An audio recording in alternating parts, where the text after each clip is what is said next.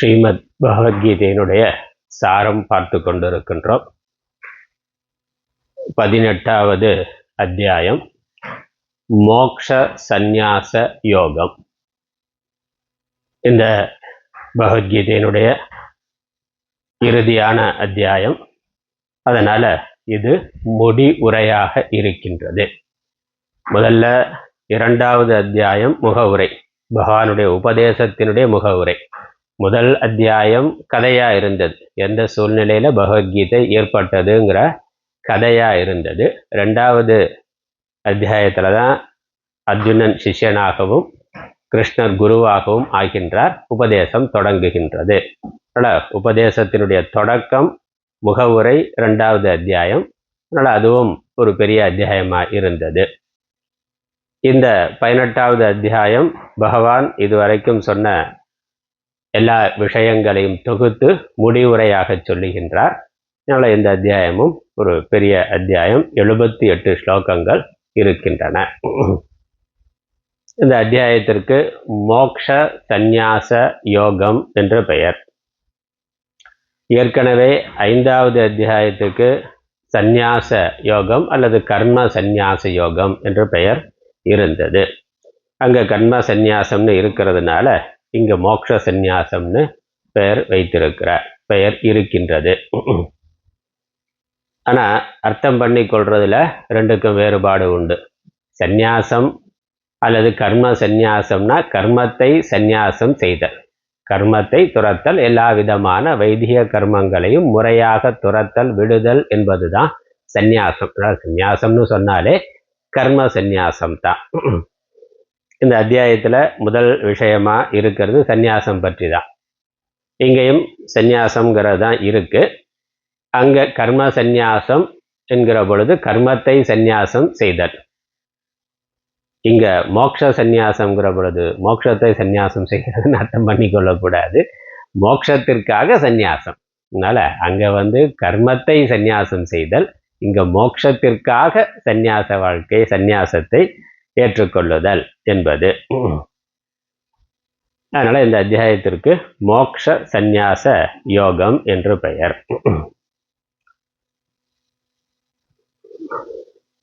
இந்த அத்தியாயத்துல அர்ஜுனுடைய கேள்வியோட ஆரம்பிக்குது. சந்நியாசம், தியாகம், இந்த இரண்டையும் பற்றி அர்ஜுனன் கேட்கின்றான். சந்நியாசம்னா என்ன, தியாகம்னா என்ன என்று கேட்கிறான். உண்மையிலேயே சந்நியாசம் தியாகம் இரண்டுக்கும் வேறுபாடு இல்லை. பகவானும் ரெண்டையும் வேறுபடுத்தி சொல்ல, ரெண்டும் ஒன்றுதான். சந்நியாசம் என்றாலும் தியாகம் என்றாலும் ஒன்றுதான். நமக்கு விவகாரத்தில் நடைமுறையில் கொஞ்சம் வேறுபாடு வைத்திருக்கிறோம். தியாகம்னா பொதுவாக சில விஷயங்களை தியாகம் பண்ணுறது, விடுறது அப்படிங்கிறது. இப்போ தேச தியாகின்னு சொல்கிறோம், தியாகிகள்னா.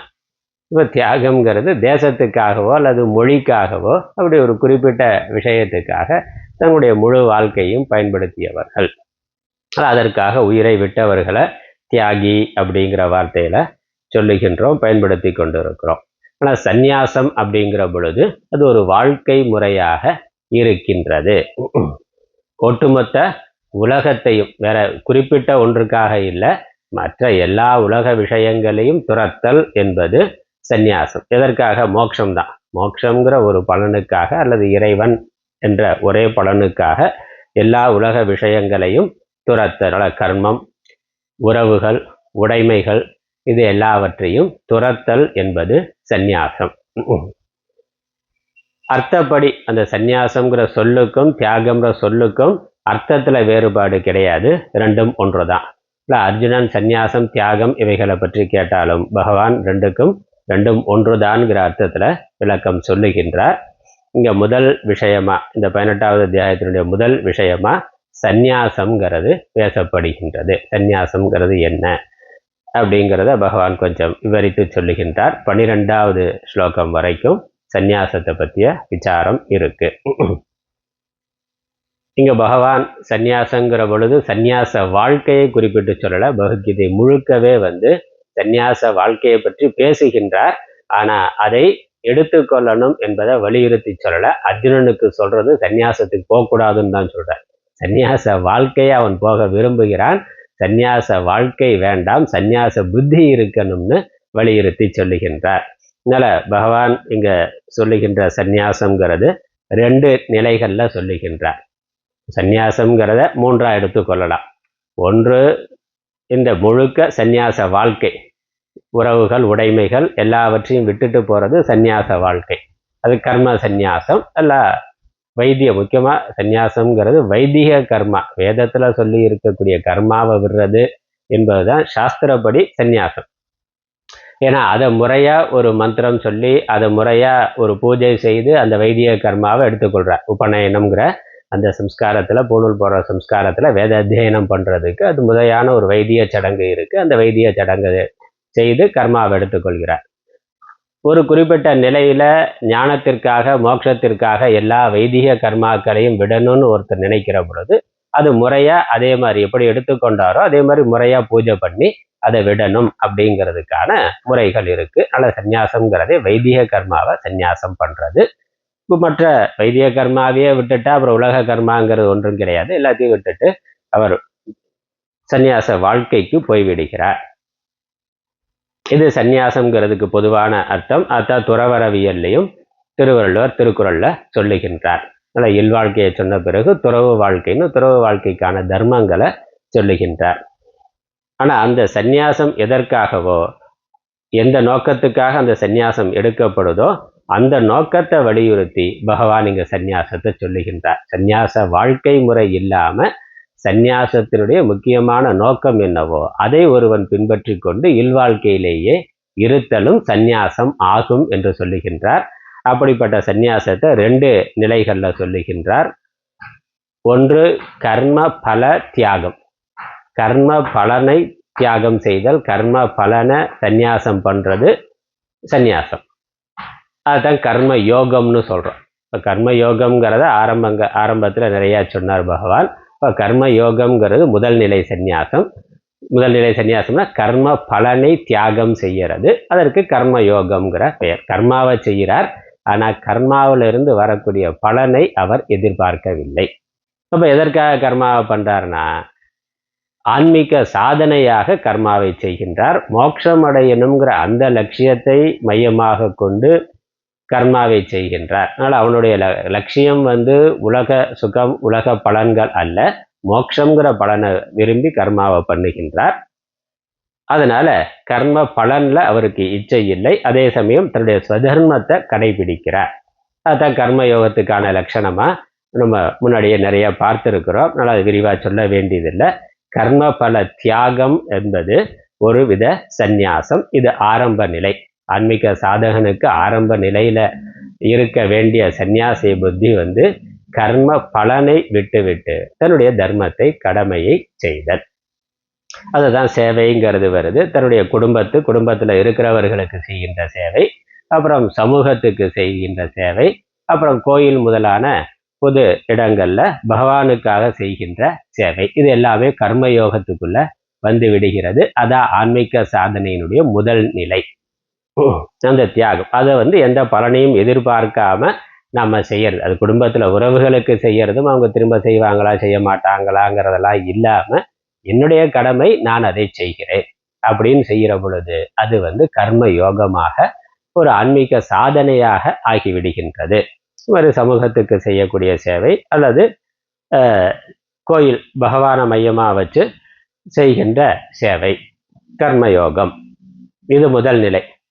இதை தொடர்ந்து செய்யறதுனால அவனுக்கு விருப்பு வெறுப்புகள் குறைந்து சித்த சுத்திங்கிற மன தூய்மையானது ஏற்படுகின்றது. மனதில் இருக்க விருப்பு வெறுப்பு பொறாமை பேராசை இந்த தீய குணங்கள் எல்லாம் மட்டுப்படுகின்றன, கட்டுப்படுகின்றன, நீங்குகின்றன. மன சாந்தியானது ஏற்படுகின்றது, மன அமைதி ஏற்படுகின்றது. அதனால விவேகம் புத்தி சக்தியானது நன்றாக வேலை செய்கின்றது.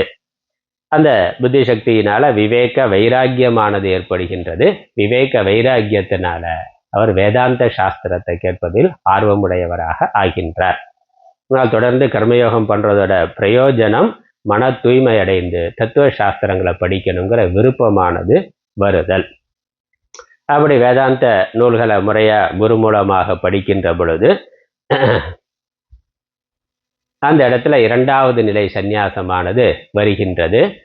என்ன சொல்லுது 2வது சந்நியாசம்னா, இந்த ஆத்மா அனாத்ம விவேகம் வேதாந்த சாஸ்திரத்தை படிக்கிற பொழுது ஆத்மா அனாத்ம விவேகம் ஏற்படுகின்றது. உடம்பு, மனது, புத்தி இவைகள் நான் அல்ல, இவைகள் என்னிடத்தில் இருக்கின்றன, நான் ஆத்மா என்ற விவேகம். ஆத்மா எத்தனை இருக்கு? ஆத்மா ஒன்றுதான் இருக்கு. அது சர்வ வியாபகமாக இருக்கின்றது. பரமாத்மா தான் ஜீவாத்மாவாக இருக்கின்றார். அதனால ஆத்மா என்பது இறைவன், பிரம்மம். ஆகவே அவருக்கு பிறப்பு இறப்பு இல்லை, புண்ணிய பாப்பம் இல்லை. நான் ஆத்மாங்கிற பொழுது அங்க புண்ணிய பாப்பம்ங்கிறது இல்லை. ஏன்னா அது இறைவன், பிறப்பு இறப்பு இல்லாதது. புண்ணிய பாப்பம் இருள் சேர் இருவினையும் சேரா இறைவன், புண்ணிய பாப்பம் இல்லாதது. ஆகவே இந்த கர்மா செய்தல், செயலின் பலனை அனுபவித்தல் என்பது ஆத்மாவிடத்தில் இல்லை. அதனால கர்த்திருவம்ங்கிறது ஆத்மாவில் இல்லை. ஆத்மா வாஸ்தவமா எதையும் செய்வது இல்லை, செயலின் பலனை அனுபவிப்பதும் இல்லை. இந்த விவேகத்தினால இதுவரைக்கும் இருந்த கர்த்திருவ புத்தியை விட்டு விடுகிறான். இந்த சரீரம், உடம்பு, இந்திரியங்கள், மனது இவைகள் தான் செயல்களை செய்கின்றன. ஆத்மா எதுவும் செய்வது இல்லை. நான் ஆத்மாங்கிறதுனால ஆத்மாவாகிய எனக்கு விதமான செயல்களும் இல்லை. நான் அகர்த்தா. அகர்த்தாங்கிறதுனால நான் அபோக்தா, எந்த பலனும் எனக்கு இல்லை. அப்ப சரீரம் அது அதனுடைய தேவைக்கு செயல்படுகின்றது, இந்திரியங்கள் இந்திரிய விஷயங்களில் பொருந்துகின்றன என்ற அந்த விவேகம். அதனால கர்த்திருவ புத்தியானது போய்விடுகின்றது. அந்த கர்த்திருவ புத்தியை தியாகம் பண்றதுதான் சந்நியாசம், இரண்டாவது நிலை சந்நியாசம். முதல்ல கர்ம பலனை தியாகம் பண்ணி கர்மாவை செய்கின்றார், சமூக சேவையா செய்கின்றார். அதனால சித்த சுத்தி வருது. அதனால வேதாந்த சாஸ்திரம் படித்து ஆத்ம ஞானம் வந்து கர்த்திருவ புத்தியை விட்டு விடுதல்ங்கிறது சந்நியாசம். கர்த்திருவ புத்தியை விட்ட பிறகு கர்மாவை விடணுங்கிற அவசியம் இல்லை. விட்டா விடலாம், இல்லை செஞ்சா செய்யலாம். இல்லறத்திலேயே தொடர்ந்து இருக்கிறார்னா கர்மாவை தொடர்ந்து செய்து கொண்டு இருக்கிறார். ஆனால் நான் செய்கிறேங்கிற எண்ணமே இல்லாமல் கர்மாவானது நடக்கின்றது. ஏன்னா நான் ஆத்மா, நான் ஆத்மாங்கிறதுனால அது பூர்ணமானது, அங்கே எதுவும் செய்வது இல்லை, அது சாட்சி மாத்திரமாக இருக்கு. இப்போ ஒரு சாட்சி பாவனையில் அவர் கர்மாவை செய்து கொண்டிருக்கிறார், ஒரு விளையாட்டாக வேடிக்கையாக செய்கின்றார். ஆனால் அந்த கர்த்திருவ புத்தி தியாகம் என்பது தான் உண்மையான சந்நியாசம். சந்நியாச வாழ்க்கையிலையும் அதான். சந்நியாச வாழ்க்கையில் இந்த சிரவணம் பண்ணுறதுக்கு அது சகாயமாக உதவியாக இருக்குது. அதிக நேரத்தை கொடுக்க முடியும். சிரவணம், மனன, நிதித்தியாசனத்தை நல்லா பண்ணுறதுக்கு சந்நியாச வாழ்க்கை உதவியாக இருக்கும். அவ்வளவுதான் சந்நியாச வாழ்க்கையினுடைய பலன். அதுதான் சந்நியாச வாழ்க்கையே நேரடியாக மோட்சத்தை தராது, ஞானத்தை கொடுக்காது. ஞானத்தை வேதாந்த சாஸ்திர சிரவணம் தான் கொடுக்கும். அந்த ஞானம் தான் மோட்சத்தை கொடுக்கும். அதற்கு சந்நியாச வாழ்க்கை மற்ற பொறுப்புகள் எல்லாம் இல்லைங்கிறதுனால அங்க அதிகமான நேரம் இருக்கும், சகாயமா இருக்கும். அவ்வளவுதான். அதனால உண்மையிலேயே ஞானம், மோட்சம்ங்கிறது கர்த்திருவ தியாகத்தினால வருகின்றது. கர்த்தா இல்லை, நான் கர்த்தா இல்லைங்கிற அந்த தெளிந்த ஞானம் தான் மோட்சத்தை தருகின்றது. அதனால யான் எனது எனும் செருக்கறுப்பான்னா அகங்காரம் நான்கிறது. அது எது? நான் இந்த சரீரத்தை நான் நினைக்கிற நானை விட்டு விடுதல். சரீரம் நான் இல்லைனா சரீர சம்பந்தமான எதுவும் என்னுடையது இல்லை, எனதுங்கிறதையும் விட்டு விடுதல். அந்த ரெண்டும் போயிட்டா அதுதான் மோட்சம். இப்போ மோட்சம்ங்கிற பலனும் அவனுக்கு கிடைத்து விடுகிறது. இதுதான் உண்மையான சந்நியாசம். இதை பகவான் இங்க வலியுறுத்தி சொல்லுகின்றார். இதுதான் சந்நியாசம், இதற்காகத்தான் சந்நியாசம். இப்போ சந்நியாசம்ங்கிறது ரெண்டு நிலை. ஒன்று கர்ம பல தியாகம், அது கர்மயோகம். இன்னொன்று கர்த்திருவ தியாகம், அது சந்நியாசம். இதெல்லாம் பகவான் 12வது ஸ்லோகம் வரைக்கும் சுருக்கமாக சொல்லி, ஆகவே கர்ம தியாகம்ங்கிற சந்நியாசத்தை இங்கே வலியுறுத்தலை, சந்நியாச வாழ்க்கையை வலியுறுத்தலை. கர்மாவை ஒருவன் செய்து கொண்டு இருக்கணும், அதே சமயம் ஆரம்பத்தில் கர்ம பலனையும் பிறகு கர்த்திருவ புத்தியையும் விட்டுவிட்டா அவன் இல்லறத்திலேயே இருக்கக்கூடிய ஞானி, இல்லற ஞானி. இதற்கப்புறம் இந்த ஆத்ம ஞானத்தை பற்றி சொல்லுகின்றார். ஆத்மஸ்வரூபத்தை 13வது ஸ்லோகத்திலிருந்து 18வது ஸ்லோகம் வரை 17வது ஸ்லோகம் வரைக்கும் சொல்லுகின்றார். சுருக்கமாக ஏற்கனவே சொன்ன விஷயங்கள் தான் முடிவுரைங்கிறதுனால மீண்டும் ஆத்ம ஞானத்தை, ஆத்மஸ்வரூபத்தை சொல்லுகின்றார். இதில் முக்கியமான ஸ்லோகம்னு பார்த்தா இது அந்த 17 ஸ்லோகங்களுக்குள்ள முக்கியமான ஒரு ஸ்லோகம். 18வது அத்தியாயத்தில் 5வது ஸ்லோகம் பார்த்தா யஜ்ஞதான தபகர்ம நத்தியாஜம் காரியமேவ தத்து யஜ்ஞோதானம் தபஸ்சைவ பாவனானி மனிஷினாம். இந்த கர்மயோகத்துக்காக அதை சொல்றார். 5வது ஸ்லோகத்தினுடைய அர்த்தம் பார்த்தா வேள்வி தானம் தவம் ஆகிய கர்மங்கள் துறக்கத்தக்கன அல்ல. அப்போ இதை ஒருவன் செய்து கொண்டே இருக்க வேண்டும். யஜ்ஞம்ங்கிறது ஈஸ்வர பூஜை, தானம்ங்கிறது நம்மளால் முடிந்த உதவிகளை செய்யறது ஈகைங்கிறது தான். அப்புறம் தபஸுங்கிறது எல்லா விதமான ஆன்மீக சாதனைகளையும் முறையாக கடைபிடித்தல். இதோட பிரயோஜனம் என்னன்னா மனிஷினாம் பாவனானி இவைகள் மனிதரை தூய்மைப்படுத்தக்கூடியவை. பாவனம்னா தூய்மைப்படுத்தக்கூடியவை, மனதை தூய்மைப்படுத்தக்கூடியவை. ஆகவே இவற்றை ஒருவன் விடாமல் செய்ய வேண்டும். இதான் கர்மயோகம். அதுக்கப்புறம் முக்கியமான ஸ்லோகம் 16, 17 ஆத்மஸ்வரூபத்தை சொல்லி அதனால இந்த 5வது ஸ்லோகம் 6வது ஸ்லோகம் கர்ம பல தியாகத்தை சொல்லுகின்றது. அந்த சந்நியாசத்தை சொல்லுது. 16, 17 இந்த 2 ஸ்லோகங்கள் கர்த்திருவ தியாகத்தை சொல்லுகின்றது, ஆத்மஸ்வரூபத்தை சொல்லுகின்றது. தத்ரைவம் சதி கர்த்தாரம் ஆத்மானம் கேவலம் துயக பஷ்யத்ய கிருத புத்தித்வாத் நச பஷ்யதி துர்மதிஹி. ஞானம் ஞேயம் 17 யஸ்ய நாகங்கிருதோ பாவக புத்திர் யஸ்ய நிலிப்பியதே தத்வாபி ச இமால் லோகா ந கந்தி ந நிபத்தியதே. கர்த்திருவ தியாகத்தை சொல்றது 17வது ஸ்லோகம். எந்த மனிதனுடைய உள்ளத்தில் நான் செய்கிறேன் என்ற எண்ணம் இல்லையோ, இப்போ ஆத்ம ஞானத்தினால ஆத்மா எதையும் செய்வதில்லை என்ற தெரிந்த ஞானத்தினால நான் செய்கிறேன்கிற எண்ணத்தை அவன் வைத்துக் கொள்வது இல்லை. சரீரம் செய்கின்றது, சரீரம் அதனுடைய தர்மத்தை கடைபிடிக்கின்றது. அதற்கு நான் கொடுக்க இருக்கிறது இல்லை. ஆத்மா எப்பொழுதும் செய்கையற்றது என்ற தெளிந்த ஞானத்தோட ஒருவன் கர்மாவை செய்கின்றான். அவ்வாறு எவனுடைய புத்தி உலகியல் பொருட்களிலும் செயல்களிலும் ஒட்டுவது இல்லையோ, அந்த கர்ம பலன்லையும் அவனுக்கு பற்றென்பது இல்லை. ஏன்னா செய்யலைங்கிற பொழுது கர்த்தாவும் இல்லை, போக்தாவும் இல்லை. கர்ம பலனை அனுபவிக்கிறதுங்கிறதும் அவனுக்கு இல்லை. அவன் இவ்வுலகத்தில் அனைத்தையும் கொன்றாலும் உண்மையில் கொல்வது இல்லை. அப்படின்னா அவனுக்கு புண்ணிய பாப்பம் இல்லை. கொல்லுதல்ங்கிறது யுத்த காலத்தில் இருக்கிறதுனால சொல்ற. அவன் எந்த செயலை செய்தாலும் அதனால அந்த கர்த்தத்துவம் இல்லைன்னா எந்த செயலை செய்தாலும் அந்த புண்ணிய பாப்பம் அவனுக்கு வருவது இல்லை. அந்த ஆத்ம ஞானிக்கு புண்ணிய பாப்பம் என்பது இல்லை. புண்ணிய பாபம் இல்லைன்னா பிறவி என்பது இல்லை. அதான் முக்தி மோட்சம் என்பது.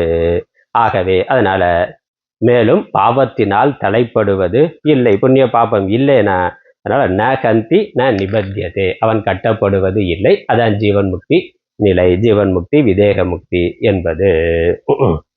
இப்படி சந்நியாசம்ங்கிறத கர்ம பல சந்நியாசம், கர்த்திருவ சந்நியாசம் ஆத்ம ஞானத்தினால.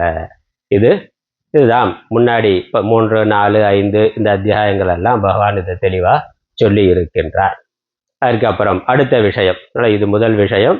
2வது அடுத்த விஷயம், அதாவது 1லிருந்து 12 வரைக்கும் சந்நியாசத்தை பற்றிய விசாரம், 13லிருந்து 17 வரைக்கும் ஆத்மஸ்வரூபம், கடைசியா அதுக்கப்புறம் இல்லை சேர்த்து எடுத்துக்கொள்ளலாம். 1லிருந்து 17 வரைக்குமே சந்நியாச விசாரம்னு எடுத்துக்கொள்ளலாம்.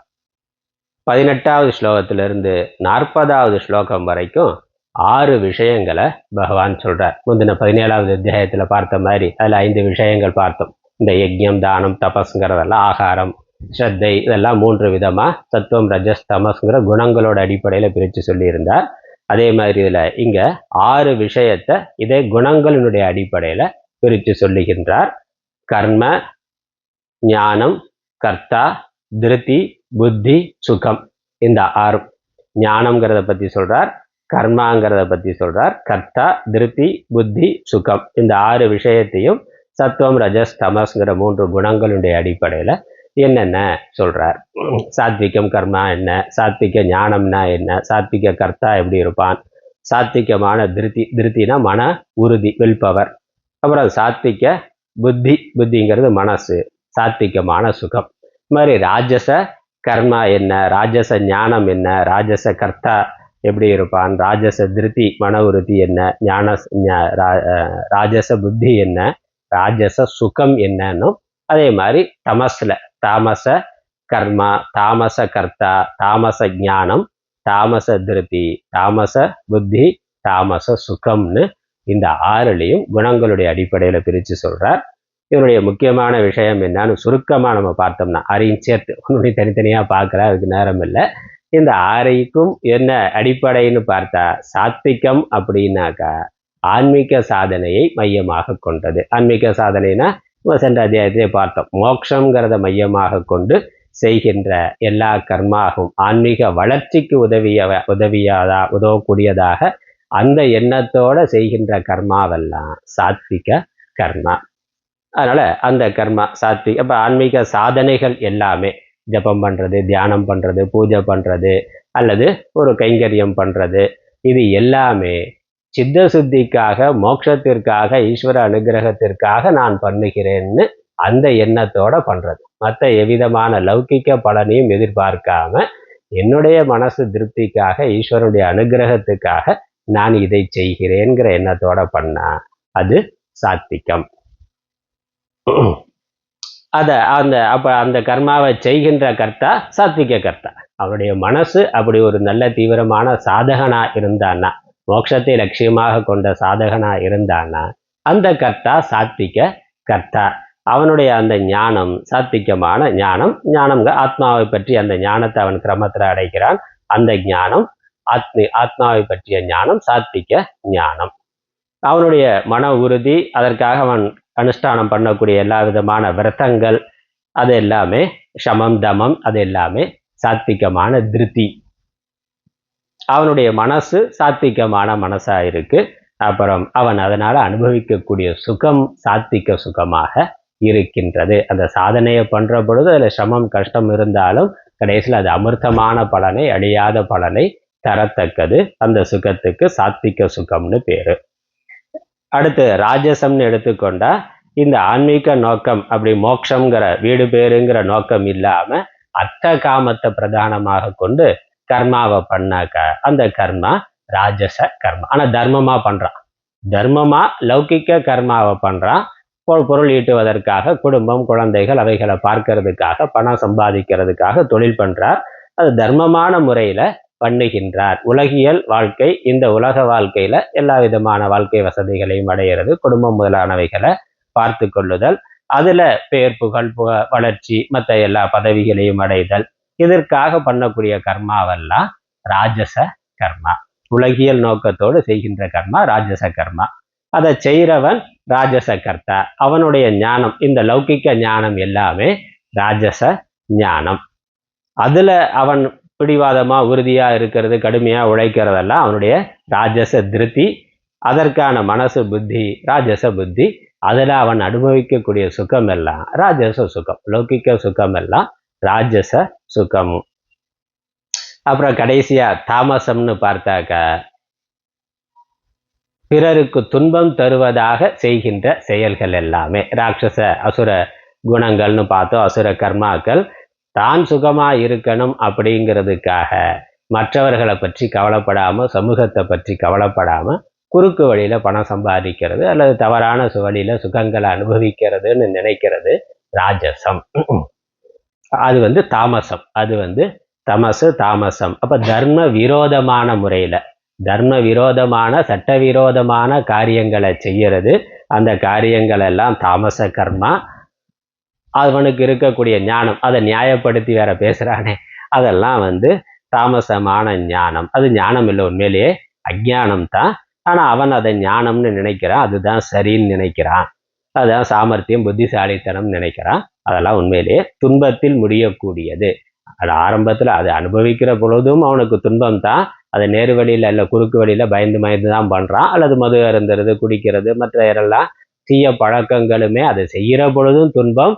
அதனுடைய விளைவா நோய் வருகின்ற பொழுது அல்லது மாட்டிக்கொள்ளுகின்ற பொழுது துன்பம் தான். அது ஆரம்பத்துல இருந்து முடிவுல வரைக்கும் துன்பமா தான் இருக்கு. ஆனா அவன் அதை அறியாமையினால, மோகத்தினால அல்லது மயக்கத்தினால அதை சுகமாக நினைக்கின்றான். அதனால அந்த சுகம், அவன் அனுபவிக்கிற சுகம் தாமச சுகம். அவனுடைய புத்தி மனசு தாமச மனசு, அதுல அவன் பிடிவாதமா உறுதியா இருக்கிறது தாமச திருப்தி. அந்த கர்த்தா அவனே தாமசமான ஆளு. அவனுடைய ஞானம், அவன் செய்கின்ற கர்மா எல்லாம் தாமசம். அவ்வளவுதான். இதுல சுருக்கமா சொன்னா அதான் ஆன்மீகம், மோட்சம் அப்படிங்கிறத மையமாக கொண்டு செய்கின்ற சாதனை எல்லாம் சாத்விகம். அதை செய்பவன் சாத்விகமான ஆளு. லௌகிக்க பலன் கருதி செய்கின்ற செயல்கள் எல்லாம் ராஜசம். கெடுதல், இந்த இப்பயும் துன்பம், எதிர்காலத்திலையும் துன்பம், அதனால பாப்பம் வருது, மறு உலகங்களையும் கீழான லோகங்களுக்கு போறான். அந்த மாதிரி அசுரத்தனமான ராட்சசத்தனமான செயல்கள் எல்லாம், சட்ட விரோதமான தர்ம விரோதமான பிறருக்கு துன்பம் தருகின்ற எல்லா கர்மாவும் தாமச கர்மா. இந்த இப்படி 6 விஷயங்கள் நம்ம பகவான் அதை பிரித்து சொல்றார். சுருக்கமா பார்த்தா இதுதான் கர்மம், ஞானம், கர்த்தா, திருப்தி, புத்தி, சுகம். இதுல சாத்விகம், ராஜசம், தாமசம் இப்படி சொல்லி இருக்கிறார். இதுல 18வது ஸ்லோகத்துல இருந்து 40வது ஸ்லோகம் வரைக்கும். அதுக்கப்புறம்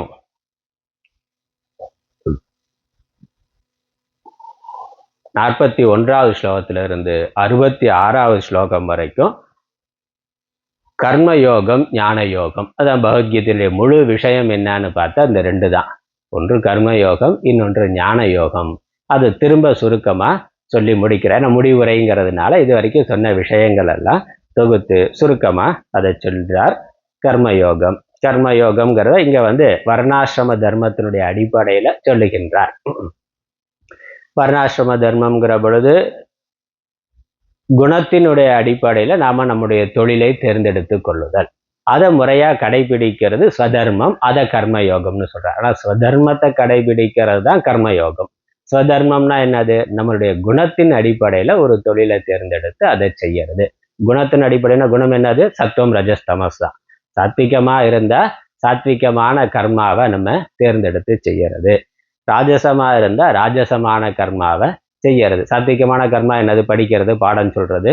இந்த மாதிரி அறிவு சார்ந்த கர்மா, அறிவு சார்ந்த தொழில் நமக்கு இயல்பாகவே சின்ன வயசுல இருந்தே படிக்கிறது. அப்படி இருக்கிறான்ல, படிக்கிறதுனா விளையாட்டு பக்கமே போக மாட்டான், அந்த பக்கமே போக மாட்டான், கிரிக்கெட் கிரவுண்டு பக்கமே இல்லை, ஃபுட்பால் கிரவுண்டு பக்கமே போக மாட்டான், புத்தக புழுப்பா இருப்பார். அப்படி இருக்கிறான். இயல்பாகவே அவனுக்கு படிக்கிறதுல இன்ட்ரெஸ்ட் இருக்குனாங்க. அப்போ என்னது? அவனுடைய குணம் சாத்விகமா இருக்கு. அது சார்ந்த ஆசிரியர் அல்லது ரிசர்ச், அந்த மாதிரி ஒயிட் காலர் ஜாப்னா அந்த மாதிரி வேலையை அவன் தேர்ந்தெடுக்கணும். ராஜசம்னா என்னது? ஸ்போர்ட்ஸில் இந்த விஷயங்கள் எல்லாம் ஆக்டிவாக இருக்கிறது, இல்லை இன்ஜினியரிங் அந்த மாதிரி துறையெல்லாம் உனக்கு ஆர்வம் இருக்கிறது, ஏதாவது போட்டு உடைக்கிறது இல்லை கண்டுபிடிக்கிறது, எதையாவது மாற்றி பசங்க பண்ணுறான். இல்லை படிக்க பசங்க விளையாடுறது போதே அது தெரிஞ்சு போயிடும். அவன் கடைக்கு கூப்பிட்டு போனான், அவன் புக்ஸ் வாங்க விரும்புகிறானா இல்லை விளையாட்டு பொருள் வாங்க விரும்புகிறானா அப்படிங்கிறது இப்போ பார்க்கலாம். அப்படி குணத்தினுடைய அடிப்படையில் அது சார்ந்த தொழிலை தேர்ந்தெடுக்கிற பொழுது அதை முறையா சரியா செய்யறது, தர்மமான முறையில செய்யறது, அதெல்லாம் கர்மயோகத்தினுடைய விஷயங்கள் தான். அப்புறம் தாமசம்னாக்கா அது விட வேண்டியது. அவனுக்கு வேற இதுல இப்படி அதுலயும் இன்ட்ரெஸ்ட் இல்லைனாக்கா ஏதோ ஒரு நல்ல தொழிலாளியா இருப்பார். அதையும் தர்மமா பண்ணலாம், அது ஒன்றும் தப்பு கிடையாது. அதனால கிரியேட்டிவா புதுசா பண்ண முடியலைனாக்கா ஒரு பாஸ் பண்றாரு, அவருக்கு முறிஞ்ச அளவுக்கு இவன் சப்போர்ட்டா இருக்கிறான், தர்மமான முறையில அந்த வேலையை செய்யறான்னா அது தாமசம். அப்ப அவனுடைய குணத்துக்கு தகுந்த மாதிரி அவன் அதை தேர்ந்தெடுத்து கொள்ளணும். அது முடியலைனாக்கா அது கண்டுபிடிக்கிறது, எது நம்ம குணம்னு கண்டுபிடிக்கிறதுக்கே 60 வயசாயிரும். அதுக்கப்புறம் எப்போ படிச்சு எப்போ தொழிலை தேர்ந்தெடுக்கிறது?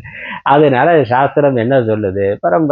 பரம்பரை தொழில்ங்கிறது இருக்குன்னா, ஏன்னா பெற்றோர்களுக்கு இருக்கக்கூடிய குணம் குழந்தைகளுக்கு இருக்கும். அதனால பரம்பரை தொழில்னா குணத்தினுடைய அடிப்படையில் தொழிலை தேர்ந்தெடுக்க முடியலைன்னா பரம்பரை தொழிலை பண்ணிட்டு வர்றதும் அது பொருத்தமாகத்தான் இருக்கும்.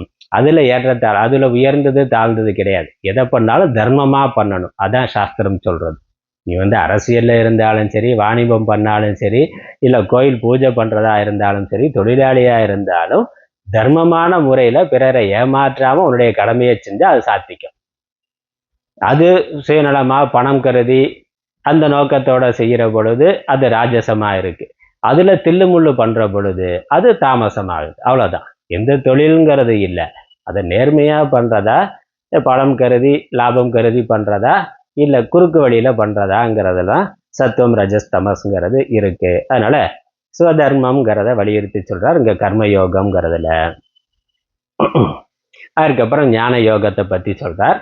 ஞான யோகம்ங்கிறது ஆரம்பத்துல இருந்து பார்த்துட்டு வர்றதா ஸ்ரவண மனன நிதித்தியாசனம், சாஸ்திரத்தை படிக்கிறது, கேட்கிறது, அதனுடைய தத்துவார்த்தத்தை புரிந்து கொள்றது, ஆத்மா அனாத்ம விவேகத்தை அடைதல், அதற்கப்புறம் அதிலேயே மனதை நிறுத்துதல், மனன நிதித்தியாசனம், இதெல்லாம் சொல்றார்.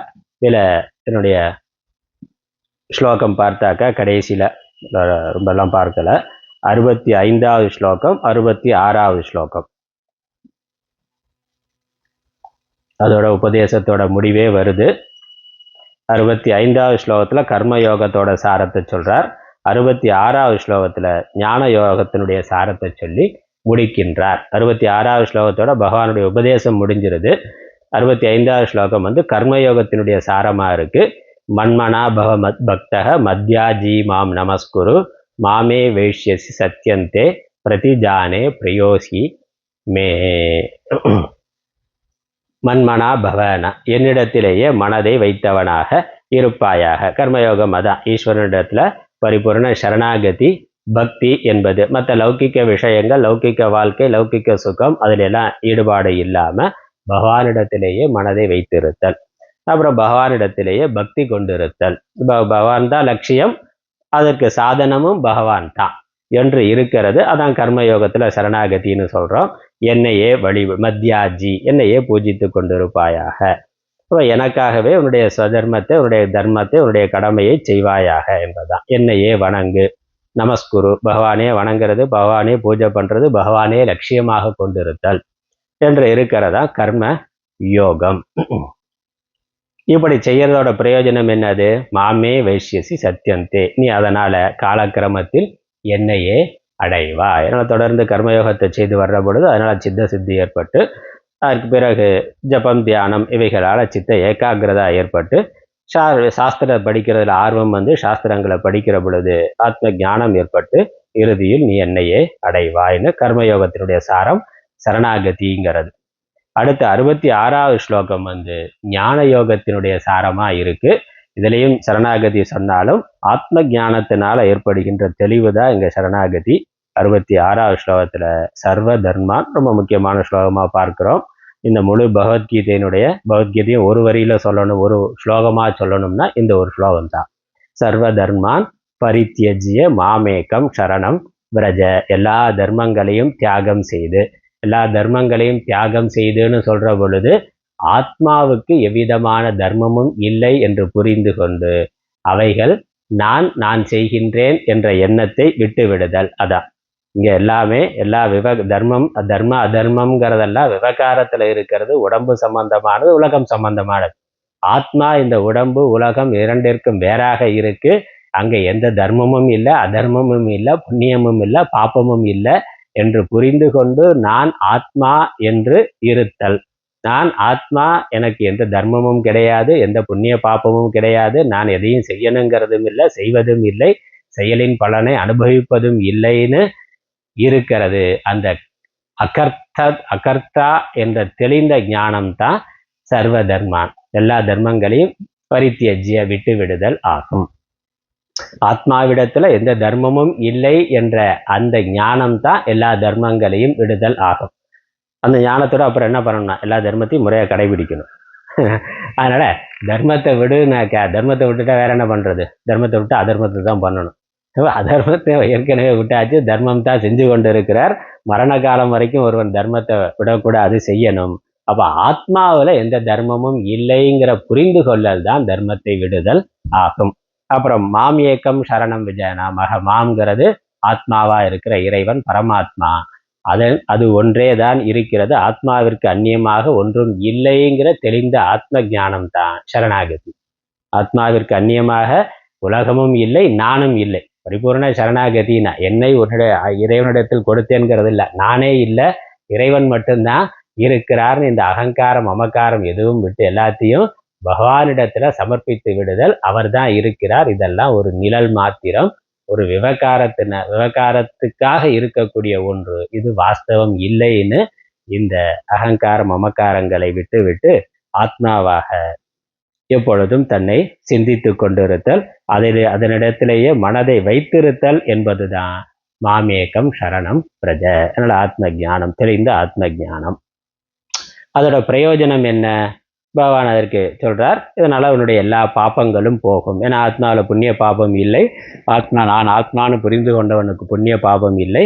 இந்த ஞானத்தினால நான் உன்னை எல்லா புண்ணிய பாப்பங்களிலிருந்தும் விடுவிப்பேன். அகம் துவா சர்வ பாப்பேபியோ மோக்ஷயிஷ்யாமி. நான் உன்னை எல்லா பாப்பங்களிலிருந்தும் விடுவிப்பேன். அதனால என்னன்னா கவலைப்படாதே. அதான் முடிவு.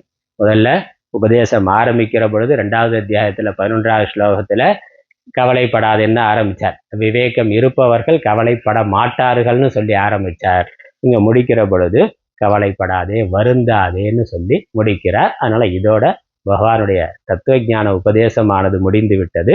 இதற்கு அப்புறம் சில விஷயங்களை முடிவுரையா சில விஷயங்களை சொல்றார். அதனால 67வது ஸ்லோகத்துல இருந்து 78வது ஸ்லோகம் வரைக்கும் முடிவு, கடைசி ஸ்லோகம் வரைக்கும் முடிவுரையா இருக்கக்கூடிய ஸ்லோகம். இந்த ஞானத்தை, இந்த உபதேசத்தை யாருக்கு சொல்லலாம், யாருக்கு சொல்லக்கூடாதுங்கிறத பகவான் சொல்லுகின்றார். 67வது ஸ்லோகத்துல பார்த்தா தெரியும். இதம் தே நா தபஸ்காய நா பக்தாய கதாச்சன நச்சா சுஷ்ரூசவே வாச்சியம் நச்சமாம் யோபியசூயதி. 4 விஷயம் சொல்ற. தபஸ் இல்லாதவனுக்கு, தகுதி இல்லாதவனுக்கு, தபஸ் இல்லாதவனுக்கு, பக்குவம் இல்லாதவனுக்கு, நற்பண்பு இல்லாதவனுக்கு இந்த உபதேசத்தை செய்யாதே. நான் உனக்கு என்ன சொல்லிக் கொடுத்தனோ அது நீ மற்ற ஆளுகளுக்கு சொல்லிக் கொடுக்கலாம், ஒன்றும் தப்பு இல்லை. ஆனால் யாருக்கு சொல்லிக் கொடுக்கணுங்கிறத பார்க்கணும். தபஸ் பண்ணலை, அவனுக்கு தபஸ் இல்லை, அடிப்படையான ஒழுக்கம் இல்லை, ஆச்சாரம் இல்லைன்னா அவனுக்கு சொல்லித்தரக்கூடாது. அப்புறம் பக்தி இல்லாதவனுக்கு பக்தாய, பக்தி இல்லாதவனுக்கு இதை சொல்லி ஈஸ்வர பக்திங்கிறது அவனுக்கு இருக்கணும். ஏன்னா ஈஸ்வரனம் ஆரம்பத்தில் ஸ்ரத்தை பக்தி தான் உதவக்கூடியது. அதுக்கப்புறம் அந்த பக்தியானது ஞானமாக ஆகிவிடுகிறது. ஆனால் பக்தி இல்லாதவனுக்கு இதை சொல்லாத, கடவுள் நம்பிக்கை இல்லாதவனுக்கு இந்த ஆத்மா அனாத்ம விவேகம்லாம், ஏன்னா கர்மா புண்ணிய பாபம் எதுவும் இல்லைன்னா, ஆத்மா எதுவும் செய்யலைன்னா இப்போ என்ன வேணாலும் செஞ்சுக்கலாம் போல. பக்தி இல்லைன்னா, தர்மத்தில் ஸ்ரத்தை இல்லைன்னா, ஈஸ்வர பக்தி இல்லைன்னா என்ன அக்கிரமானாலும் பண்ணிட்டு நான் அக்கர்த்தானா, ஆத்மா எதையும் செய்வதும் இல்லை, செய்விப்பதும் இல்லை அப்படின்னா, அப்புறம் சிறை தண்டனை அனுபவிப்பதும் இல்லை, நரக தண்டனை அனுபவிப்பதும் இல்லைன்னு அது வர்றதெல்லாம் வரத்தான் செய்யும். அப்பயும் இருக்கணும், அது இருக்க முடியாது. அதனால தப்பா புரிந்து கொள்வதற்கான வாய்ப்பு இருக்கு. இப்போ சரியான ஸ்ரத்தை இருக்கணும், பக்தி இருக்கணும், ஒழுக்கம் இருக்கணும். அது இருக்கிறவனுக்கு பார்த்து சொல்லிக் கொடுன்னு சொல்றார். அதனால்தான் இதை அந்த காலங்களில் வெளிப்படையா இந்த மாதிரி பொதுக்கூட்டங்கள் எல்லாம் பேசுறது இல்லை. தேடி சிஷ்யன் தேடி வந்தா தேடி வர்றவங்களுக்கு தான் உபதேசம் பண்றதுன்னு வச்சிருந்தாங்க. இப்போதான் நம்ம ஆன்லைன்ல யூடியூப் வரைக்கும் போயிடுச்சு. யாரு கேட்குறான்னு எதுவுமே நமக்கு தெரியாது. கலியுகத்துல வேற வழி இல்லை. இப்படியா இருந்தாலும் அவன் தகுதி இல்லைன்னா தொடர்ந்து கேட்க மாட்டான்.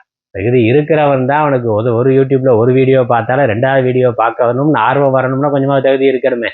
அதான் தகுதி இல்லாத ஒருவன் தொடர்ந்து கேட்க மாட்டான் அப்படிங்கிறதுனால நம்ம சொல்றோம். அதனால அந்த காலத்துல சிஷ்யனா தேடி மற்ற தர்ம விஷயங்கள்லாம் சொல்லுவாங்க. ராமாயணம் மகாபாரத கதைகள் எல்லாம் பொதுக்கூட்டமாக நடக்கும், பொது மீட்டிங்ல சொல்லுவாங்க. தர்ம விஷயங்கள் மற்ற புராண இதிகாச கதைகள் எல்லாம் சொல்லலாம். ஆனா வேதாந்த விஷயங்கிறது தேடி வர சிஷ்யனுக்கு நல்ல வைராக்கியம் இருக்கிறதெல்லாம் பார்த்து நிறைய டெஸ்ட் எல்லாம் வச்சு அதுக்கப்புறம் தான் சொல்லி கொடுப்பாங்க இருக்கு. அதனால கேட்க விருப்பம் இல்லாதவனுக்கு சொல்லாதேனா 3வது பாயிண்ட். அதனால தபஸ் இல்லாதவனுக்கு சொல்லாத, பக்தி இல்லாதவனுக்கு சொல்லாத, கேட்க விருப்பம் இல்லாதவனுக்கு சொல்ல. அப்ப அவனா விரும்பி நான் அதை தெரிந்து கொள்ளணும் அப்படின்னு ஆர்வம் இருந்தா தான் சொல்லணும். வலுக்கட்டாயமா பிடிச்சி உட்கார வச்சு சொல்லக்கூடாது. அது தர்மம் இல்லை, அது அவனுக்கும் துன்பம். அதனால சொல்லாதேங்கிற. அப்புறம் என்னிடத்தில் குறை காண்பவனுக்கு, இந்த சாஸ்திர விஷயமெல்லாம் தப்பு அப்படி இப்படின்னு ஜாதியை சொல்லுது, வர்ணத்தை சொல்லுது, அதை சொல்லுது சொல்லுன்னு அதுல குறை காண்பவனுக்கு சொல்லாதே. பகவானிடத்துல குறை காண்பவன், சாஸ்திரத்துல குறை காண்பவனுக்கு அதை சொல்லாதே. இப்ப ஸ்ரத்தைங்கிறது இருக்கணும். சாஸ்திரம் சொல்லி இருக்கக்கூடிய சில விஷயங்கள் இந்த காலத்துக்கு பொருத்தம் இல்லாத நமக்கு தெரியலாம், இப்ப நடைமுறைக்கு இல்லாததா தெரியலாம். ஏன்னா யுக தர்மம்ங்கிறது எல்லாம் இருக்கு. அதே சமயம் அது ஒரு குறையா பார்க்காம அதுல இருக்கக்கூடிய பாசிட்டிவான விஷயங்களை பார்க்கிறதுங்கிறது வேணும். அப்படி பார்ப்பவர்களுக்கு சொல்லிக் கொடுக்கணும். இந்த நாளையும் சொல்லிட்டு அப்படி முடிக்கிறார். அதுக்கப்புறம் 73வது ஸ்லோகத்துல அர்ஜுனனுடைய பதிலானது முடிவுரையா பகவான் 72வது ஸ்லோகம் வரைக்கும் இந்த கருத்துக்கள் எல்லாம் சொல்லிட்டு முடிக்கிறார். நான் சொன்னதில் நீ சரியா புரிந்து கொண்டு பகவான் கேட்கிறார்,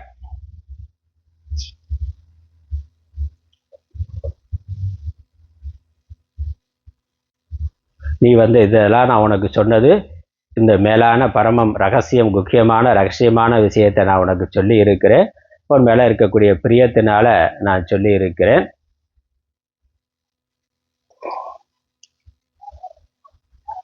அப்படிலாம் சொல்லி பகவான் கடைசியா கேட்கிறார் அர்ஜுன்ட்ட, நான் சொன்னது உனக்கு ஏதாவது புரிஞ்சதானா? கேட்கணும்ல, கடைசியில குரு சிஷியனை கேட்கணும்ல, சொன்னது ஏதாவது புரிஞ்சதா, உங்க சந்தேகம்லாம் போயிருச்சா, மனசுல இருக்கக்கூடிய மோகம் நீங்கி விட்டதான்னு கேட்கிறார். அதான் 72வது ஸ்லோகம். கஷ்டிதேதத் ஸ்ருதம் பார்த்த துவை காக்ரேன சேதசா கஷ்டிதஜான சம்மோக பிரணஷ்டஸ்தே தனஞ்சய. பார்த்தா, இந்த கீதா சாஸ்திரம் முன்னால் ஒருமுகப்பட்ட மனதோடு கேட்கப்பட்டதா? நான் சொன்னதெல்லாம் சரியா காதுல வாங்கினியா? அர்ஜுனா, அஜானத்தினால் உண்டான உன் மோகமானது அழிந்து விட்டதா? உன்னுடைய மோகம், உன்னுடைய சந்தேகம், உன்னுடைய குழப்பமானது தீர்ந்து விட்டதா, தெளிந்து விட்டதா மனதுன்னு? அதுக்கு அர்ஜுனன் சொல்றான். 73 ஒரே ஒரு ஸ்லோகம் தான். ஆரம்பத்தில் முதல் அத்தியாயம் முழுக்க புலம்பிக்கிட்டு இருந்தான். இங்கே ஞானம் வந்துட்டா பேச்சு குறைஞ்சிடும். ஒரே ஒரு ஸ்லோகம் தான் பதில். அதுல இருந்தே அவனுக்கு ஞானம் வந்துருச்சுன்னு புரிஞ்சிடும். பேச்சு குறைஞ்சாலே ஞானம் வருதுன்னு அர்த்தம். மௌனம் என்பது ஞான வரம்பு. ஞானத்தினுடைய எல்லை மௌனம் தான். அர்ஜுனனால ஒரே ஒரு ஸ்லோகம் சொல்லி முடிச்சிடறான். நஷ்டோ மோக ஸ்மிருதிர் லப்தா தத் பிரசாதாத் மயாச்சுத ஸ்திதோசி கத சந்தேக கரிஷ்யே வச்சனம் தவ. அச்சுதா, உன் அருளால் எனது மோகம் அழிந்தது. உன்னுடைய அருளால், உன்னுடைய உபதேசத்தினால, உன்னுடைய ஞான உபதேசத்தினால என்னுடைய அஜ்ஞானமானது, என்னுடைய மோகமானது, மயக்கமானது, குழப்பமானது நீங்கிவிட்டது, தெளிவடைந்து விட்டேன். அதனால் மேலும் என்னால் ஞான ஒளி பெறப்பட்டது. ஸ்மிருதிர் லப்தா, என்னுடைய நினைவானது திரும்பி விட்டது. நான் இழந்த பலத்தை மீண்டும் பெற்று விட்டேன். ஏன்னா அவனுடைய வில்லு அம்பை கூட தூக்க முடியாம, காண்டீவத்தை கூட தூக்க முடியாம தேர்தட்டில் உட்கார்ந்த ஆள், நிக்கிறதுக்கு கூட சக்தி இல்லாம உட்கார்ந்தான். இப்போ அந்த சக்தியெல்லாம் மீண்டும் வந்து விட்டது. ஏன்னா மனசுல தெளிவு வந்துருச்சு. மனசு தெளிவில் வந்ததுனால மீண்டும் நான் ஊக்கமடைந்து விட்டேன். அதனால நீ என்ன சொல்ற, நீங்கள் சொன்னதை நான் செய்கின்றேன். கரிஷ்ய வச்சனம் தவ. இப்பொழுது நான் சந்தேகமற்றவனாக உறுதியாக இருக்கிறேன். ஆகையால் உங்கள் ஆணையை நிறைவேற்றுவேன். என்னது? சண்டை போடுறதா, யுத்தம் பண்றதா? யுத்தத்துக்கு தயாராயிட்டார். அப்படின்னா தன்னுடைய தர்மத்தை கடைபிடிக்கிறதுக்கு அவன் தயாராயிட்டான். தெளிந்த ஞானத்தோட தன்னுடைய கடமையை செய்வதற்கு தயாராகிவிட்டான். இப்படி அர்ஜுனன் ஒரு ஸ்லோகத்துல முடிச்சிடறான். அதுக்கப்புறம் சஞ்சயர் மீதி கதையை சொல்லி முடிக்கின்றார். என வியாசருடைய அனுகிரகத்தினால இந்த யுத்த களத்துல நடந்த இந்த சம்வாதத்தை கேட்கக்கூடிய வாய்ப்பு சஞ்சயருக்கு கிடைத்திருந்தது. சஞ்சயர் அதை கேட்டு திருதராஷ்டிரனுக்கு நடந்ததெல்லாம் சொல்றார். அதனால இவங்க அரண்மனையில இருக்கிறார்கள். இதெல்லாம் அங்கிருந்து லைவ் டெலிகாஸ்ட், அங்கிருந்து அவர் பார்த்து புரிந்து கொண்டு சொல்றார். அதற்கு ஒரு ஞானக்கண்ணை வியாசர் கொடுத்திருந்தார் ஆரம்பத்துல. அதனால வியாசனுடைய அனுகிரகத்தினால என்ன அதெல்லாம் கேட்கக்கூடிய வாய்ப்பு கிடைச்சது. அதுவும் பகவானுடைய அந்த விஸ்வரூப தரிசனம், அர்ஜுனனுக்கு காமிச்ச விஸ்வரூப தரிசனத்தை பார்க்கக்கூடிய வாய்ப்பு கிடைச்சது. அதெல்லாம் எனக்கு ஆச்சரியமா இருக்கு, புலகாங்கிதமா இருக்கு. அதெல்லாம் நினைத்து நினைத்து நான் ரொம்ப புல்லரிக்கிறதுன்னு சொல்லி என்னுடைய மகிழ்ச்சியை வெளிப்படுத்துகிறார். கடைசியா 78வது ஸ்லோகம் பலஸ்ருதியா சொல்லி முடிக்கின்றது. எத்திர யோகேஸ்வர கிருஷ்ணக எத்திர பார்த்தோ தனுர்தரக தத்திர ஸ்ரீர் விஜயோ பூதிகி திருவா நீதிர் மதிர்மமன்னு சொல்லி முடிக்கின்றார். எங்க யோகேஸ்வரரான கிருஷ்ணர் இருக்கிறாரோ, எங்கே தனுர்தரனான பார்த்தன் இருக்கிறானோனா, எங்க பகவானுடைய ஞான உபதேசம் இருக்கோ அதை பெறுகின்ற தகுதியுடைய பக்தன் இருக்கின்றானோ, இதுதான். எங்க கிருஷ்ணரும் அர்ஜுனனும் இருக்கிறாருன்னா அர்ஜுனன் மாதிரி தகுதியுடைய இந்த பக்தன் ஜீவன் இருக்கிறானோ, பகவானுடைய அந்த ஞான உபதேசம் யாருடைய மனதில் இருக்கின்றதோ அங்க ஸ்ரீ, அங்க எல்லா விதமான, அங்க மகாலட்சுமி ஸ்ரீ இருக்கும், விஜயம் வெற்றியானது இருக்கும், பூதிகி எல்லா விபூதியும் ஐஸ்வர்யமும் இருக்கும், நிலைத்த தர்மமும் அங்கே இருக்கும். இது என்னுடைய கொள்கைன்னு சஞ்சயர் சொல்லி முடிக்கின்றார். இப்படி இந்த 18வது அத்தியாயமானது நிறைவு பெறுகின்றது. பகவானுடைய உபதேசமானது நிறைவு பெறுகின்றது. யுத்த காலத்துல, யுத்த காலம்ங்கிறது வாழ்க்கையே யுத்த காலம் தான்.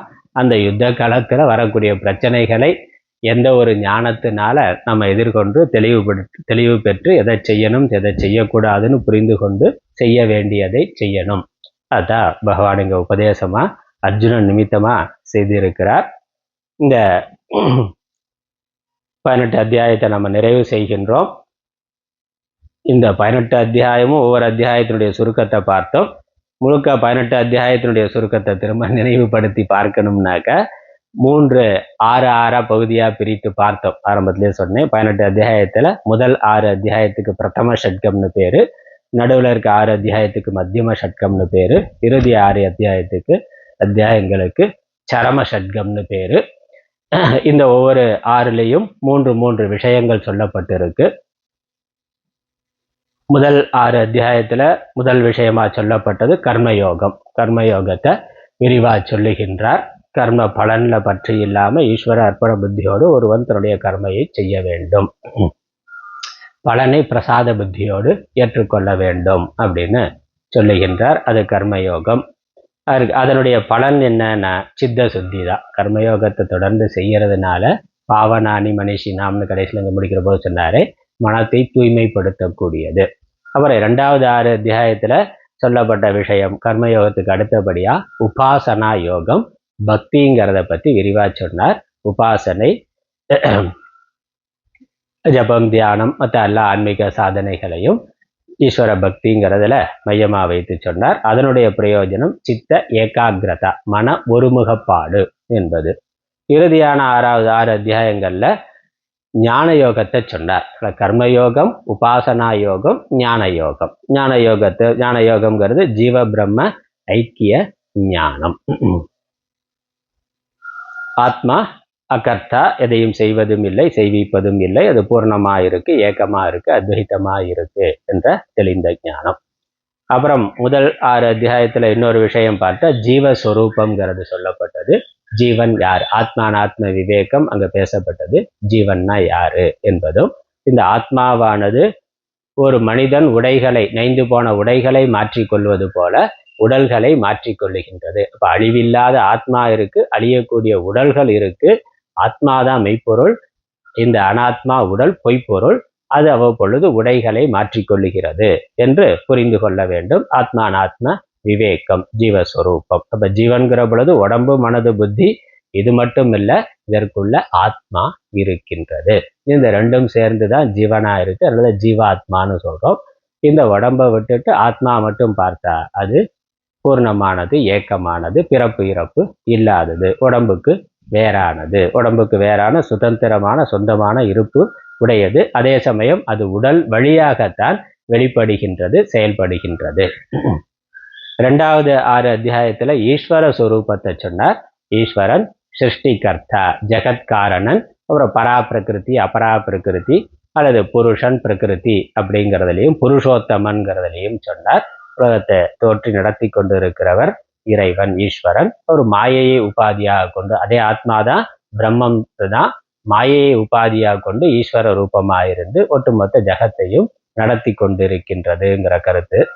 3வது 6 கடைசியா இந்த சரம ஷட்கத்துல ஜீவனுக்கும் ஈஸ்வரனுக்கும் இருக்கக்கூடிய சம்பந்தம், ஐக்கியத்தை சொல்லி எது பரமாத்மாவா இருக்கோ அதுதான் ஜீவாத்மாவாக இருக்கின்றதுன்னு ஐக்கியத்தை சொன்னார். ஜீவ பிரம்ம ஐக்கியம் என்பது முக்கியமான விஷயம். க்ஷேத்ரஜ்ஞன் சாபி மாம் வித்தி சர்வ க்ஷேத்ரேஷு பாரத அப்படின்னு, எல்லா க்ஷேத்திரங்களிலும் க்ஷேத்ரஜனாக ஆத்மாவாக நானே இருக்கின்றேன்னு தெளிவா ஐக்கியத்தை சொன்னார். இது நமக்கு புரிந்து கொள்ளணும்னா கடல் அலைதான். கடல்ங்கிறது சமுத்திரம்ங்கிறது பெருசா இருக்கு, அதுல சின்ன சின்ன அலைகள் வருகின்றது. கடல்ங்கிறது ஈஸ்வரன் மாதிரினா அலைகள் ஜீவர்கள் மாதிரி.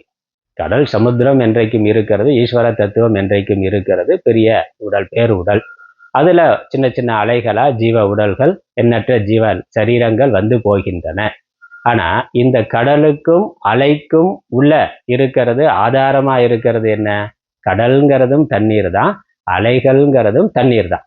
அலைங்கிறது ஒரு தோற்றம், கடல்ங்கிறது ஒரு தோற்றம். கடல்ங்கிறது ஒரு பெரும் தோற்றம், பேருடல். அலைங்கிறது ஒரு சிறு தோற்றம், சிற்றுடல். ஆனா 2க்குள்ளேயும் இருக்கிறது ஒரே பொருள் தான், ஒரே தண்ணீர் தான். அந்த மாதிரி ஈஸ்வரன்கிற பொழுது அவர் சமஷ்டி தத்துவம், ஒட்டுமொத்த பிரபஞ்சத்தையும் நடத்தக்கூடியவரா இருக்கிறார், மாயா உபாதி உடையவரா இருக்கிறார்.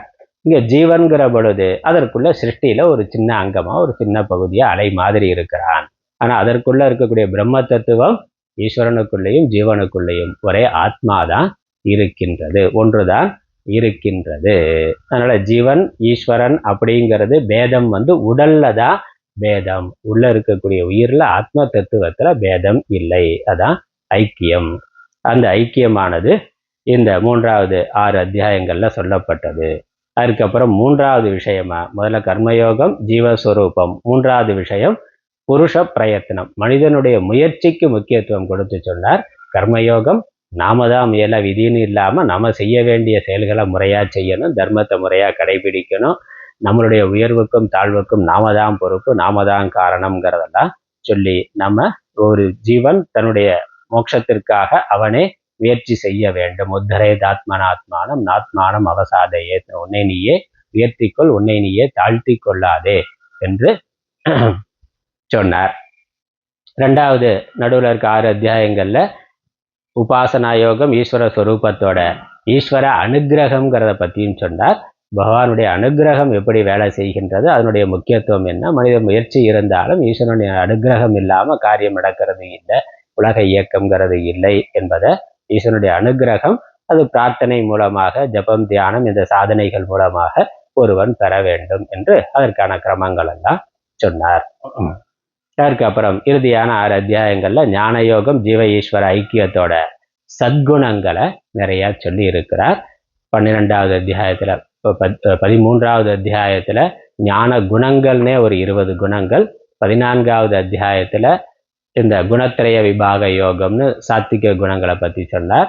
15வது அத்தியாயத்துல 16வது அத்தியாயத்துல 17வது அத்தியாயங்கள்ல 16ல தெய்வ அசுர சம்பத்துன்னு சத்குணங்களை சொன்னார். 17ல சாத்விக குணங்கள் அதை சொன்னார், சாத்விக சாதனைகள் எல்லாம் சொன்னார். அதனால சத்குணங்கள் நிறைய சொல்லப்பட்டு இருக்கு. ஏன்னா ஒரு மனிதனுடைய முயற்சி இருந்தாலும் ஈஸ்வர அனுகிரகம் இருந்தாலும் அது சரியான பலனை கொடுக்கிறது சத்குணம் இருந்தா தான் நடக்கும். சத்குணம் இல்லாம ஒருவன் கடுமையா தபஸ் பண்ணலாம், அசுரர்கள்லாம் அப்படித்தான். ஈஸ்வரனுடைய அனுகிரகமும் இருந்தது, வேணுங்கிற அவன் தபஸ் பண்ணதுனால அதற்கான வரத்தையும் பகவான் கொடுக்கிறார். ஆனா அவன் இடத்துல நல்ல குணம் இல்லாததுனால அந்த வரமே அவனுக்கு சாபமாக ஆகின்றது. அதெல்லாம் தவறாக பயன்படுத்துகிறார்கள், அது அவனுடைய அழிவுக்கு காரணமாக ஆகின்றது. அதனால மனித முயற்சி இருந்தாலும் ஈஸ்வர அனுகிரகம் இருந்தாலும் சத்குணம் இல்லைன்னா அது வரம் அல்ல, சாபம். ஆகவே சத்குணங்களை, நல்ல குணங்களை ஒருவன் வளர்த்து கொள்ளணும். அதனோட முக்கியத்துவத்தை என்னெல்லாம் நல்ல குணங்கள்ங்கிறத பற்றியும் விரிவாகவே பகவான் சொல்லி இருக்கிறார். இப்படி 9 விஷயங்கள், கர்மயோகம், உபாசனா யோகம், ஞான யோகம், ஜீவஸ்வரூபம், ஈஸ்வர ஸ்வரூபம், ஜீவ ஈஸ்வர ஐக்கியம், அப்புறம் மனித முயற்சி, ஈஸ்வர அனுகிரகம், சத்குணங்கள், இப்படி 9 விஷயங்களை இந்த 18 அத்தியாயங்கள்ல பகவான் ரொம்ப அழகா சொல்லி இருக்கிறார். இதுதான் வேதத்தினுடைய சாரம், உபனிஷத்துக்களுடைய சாரம், சகல சாஸ்திரங்களுடைய சாரமா பகவத்கீதை இருக்கின்றது. இந்த பகவானுடைய உபதேசமானது இருக்கின்றது. 18 அத்தியாயங்களை பார்த்தோம்னாக்க முதல் அத்தியாயத்தோட தலைப்பை வைத்துக்கொண்டே இந்த 18 அத்தியாயத்தையும் ஒருக்க நம்ம ரிவைன் பண்ணிட முடியும். இப்போ முதல் அத்தியாயத்துல அர்ஜுன விஷாத யோகம், அர்ஜுனுடைய துன்பத்திற்கான காரணம் சொல்லப்பட்டது. அவனுடைய விருப்பு சோக மோக காரணமானது, அந்த வர்ணனை, சம்சார வர்ணனமானது அர்ஜுன விஷாத யோகத்தின் மூலமா சொல்லப்பட்டது. 2வது அத்தியாயத்துல சாங்கிய யோகம், அது முழுக்க ஆத்மா அனாத்ம விவேகம், ஆத்ம ஞானத்தை முதல்ல தெளிவா சொல்லிட்டு அப்புறம் கர்மயோகத்தை பற்றி சுருக்கமா சொன்னார். அதுக்கப்புறம் ஞான நிஷ்டைக்கான சாதனங்களை, ஞான நிஷ்டை ஸ்தித பிரஜனுடைய லட்சணங்களை சொன்னார் 2வது அத்தியாயத்துல. 3வது அத்தியாயம் கர்மயோகம், முழுக்க கர்மயோகம்னா என்னன்னு விரித்து சொன்னார். 4வது அத்தியாயத்துல ஞான கர்ம சந்நியாச யோகம், ஞானத்தினால இந்த கர்த்திருவம் முதலானவைகளை தியாகம் பண்ணிட்டு ஒருவன் கர்மாவை செய்யறது. 5வது அத்தியாயம் சந்நியாச யோகமே, சந்நியாசத்தை பற்றிய விரிவாக சொன்னார். 6வது அத்தியாயம் தியான யோகம், தியானம் பண்றது, நிதித்தியாசனத்தை பற்றி, எந்த இடத்துல எப்படி உட்கார்ந்து தியானம் பண்ணணும் அப்படிங்கிறதெல்லாம் விரிவா தியானத்தை பற்றி சொல்லி இருக்கிறார். 7வது அத்தியாயத்துல ஞான விஞ்ஞான யோகம், தெளிவா ஆத்ம ஞானம், ஈஸ்வர ஸ்வரூபம், பிரகிருதி, பராபிரகிருதி, அபராபிரகிருதி எல்லாம் சொல்லி ஞானம், ஞான நிஷ்டைக்கான விஷயங்களை 7வது அத்தியாயத்துல ஞான விஞ்ஞான யோகம். அப்புறம் 8வது அத்தியாயம் கொஞ்சம் மாறுபட்டு இருந்தது. 8வது அத்தியாயத்துல இந்த ஞான அபியாசம் செய்கின்ற சாதகன் ஒருவேளை சாதனை பூர்த்தியாகிறதுக்குள்ள மரணம் அடைந்தால் அவனுடைய கதி என்ன அப்படிங்கிற மரணத்திற்கு பிறகான கதிங்கிறத பற்றி 8வது அத்தியாயத்துல சொல்லப்பட்டது. அவன் மீண்டும் இந்த லோகத்துல பிறப்பான். ஆனா எங்க சாதனையை விட்டானோ அங்கிருந்து தொடர்ந்து அவன் செய்வான்னு யோக பிரஷ்ட விதிய லட்சணத்தை சொன்னார். கதி சொல்லப்பட்டது.